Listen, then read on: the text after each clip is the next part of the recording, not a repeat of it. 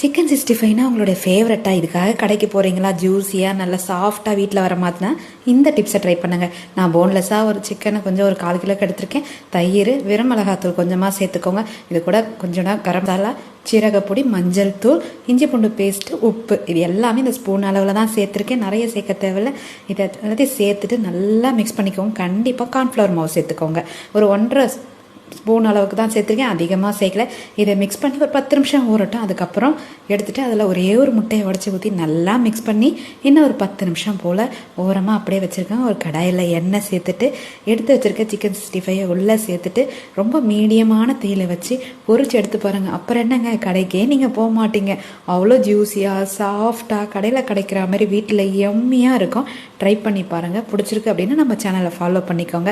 எந்த அளவுக்கு சூப்பராக வந்திருக்கு பாருங்கள். கொஞ்சம் கூட கடாயில் ஒட்டாது, செம்ம ஜூஸியாக இருக்குது. ட்ரை பண்ணி தான் பாருங்களேன்.